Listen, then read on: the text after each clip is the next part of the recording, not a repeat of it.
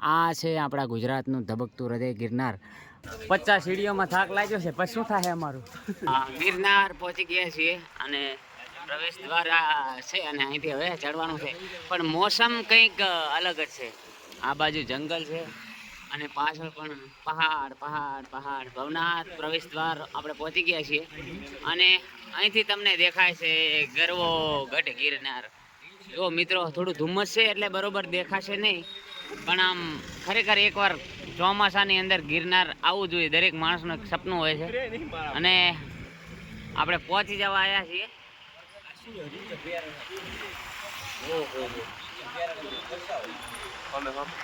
અને આ છે મિત્રો અહીં રીંછ અભયારણ્ય. અને અહીં પણ જુઓ તો મિત્રો, આ મોસમ જુઓ જુનાગઢનો.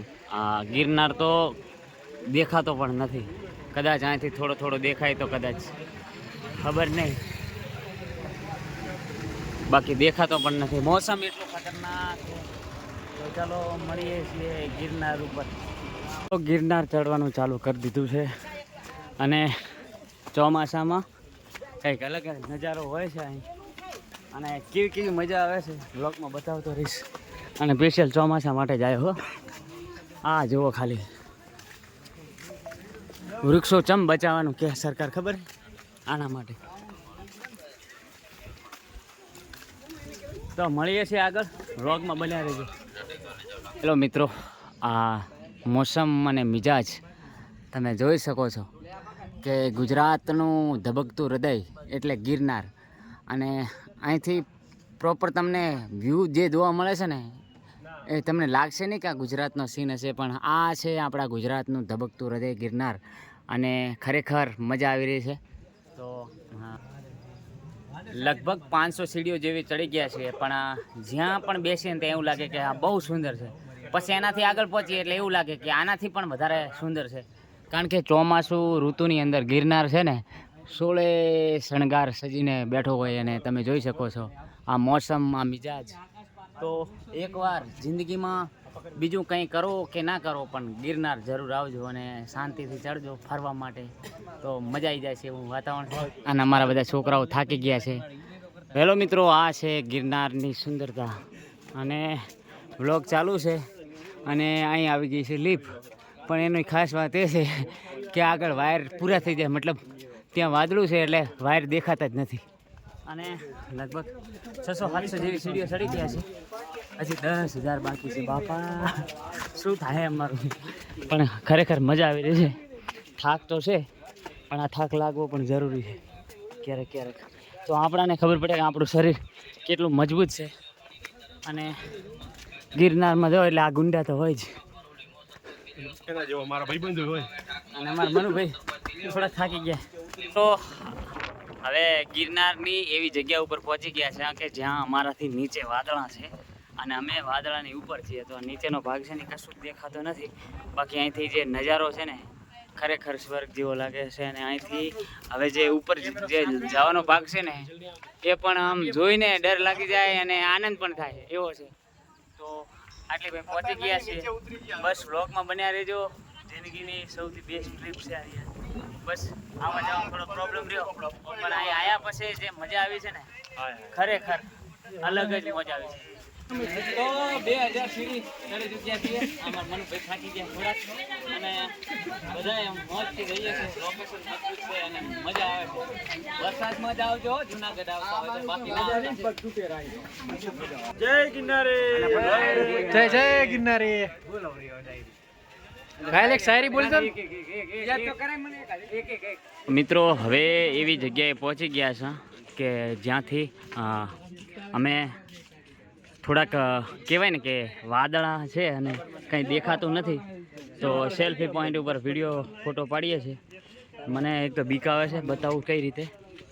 તો જોઈ શકો છો અમારી નીચે અહીં વાદળા છે અને અમે ઉપર છીએ અને નીચે કશું જ દેખાતું નથી.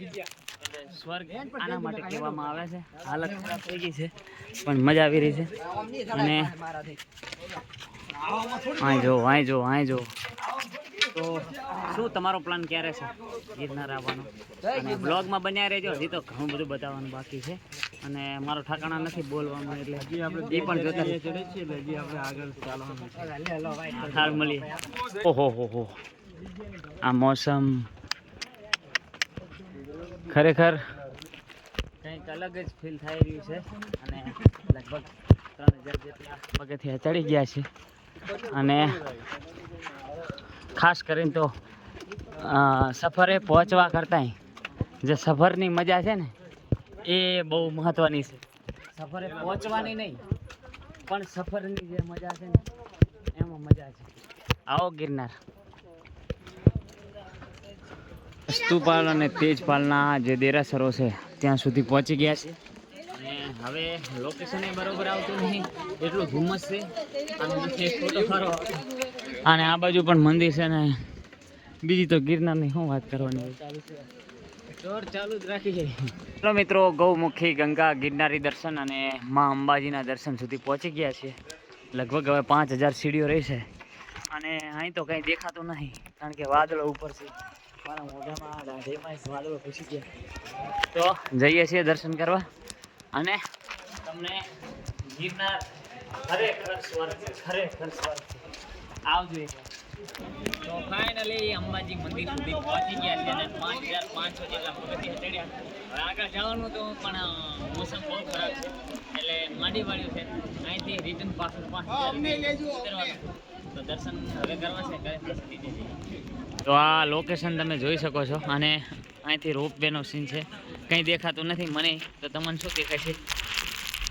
પણ તો જોઈ લો, ગિરનાર આવવાનું કારણ સ્વર્ગ, વાદળો વચ્ચે, વાદળોથી ઉપર. તો 1000 જેવા બાકી રહ્યા છે. ઉતર્યા તો એટલા ફાસ્ટ છે ને. હા, તો મજા આવી ગઈ હો ઉપર ચડ્યા. થાક લાગ્યો છે એવું નથી કે નથી લાગતો અને હિંમત પણ જોઈએ ઘણી, પણ તોય એકવાર ચોમાસાની અંદર આવું જરૂરી છે અને બહુ મજા આવી. અને હવે ક્યાં ફરવા જવાનું છે એ ખબર નથી, પણ હવે થોડું થોડું આકાશ બધું દેખાવા માંડ્યું છે અને હમણાં હું તમને આગળ જતાં બતાવું. ગિરનારની સફર કમ્પ્લીટ પૂરી થઈ ગઈ છે. લગભગ 100-200 જેટલા પાવડિયા બાકી છે અને મસ્ત મજા આવી છે. થાકી ગયા છે અને બેટરી ખતમ થઈ ગઈ, તો અહીં બ્લોગ પૂરો થાય છે અને હવે અમે નીચે ફરશું, એ બ્લોગમાં નહીં લઈ શકીએ. તો બન્યા રહેજો અને આવા નવા બ્લોગ આવતા રહેશે. તમારે 100% એકવાર ગિરનાર આવવાનું.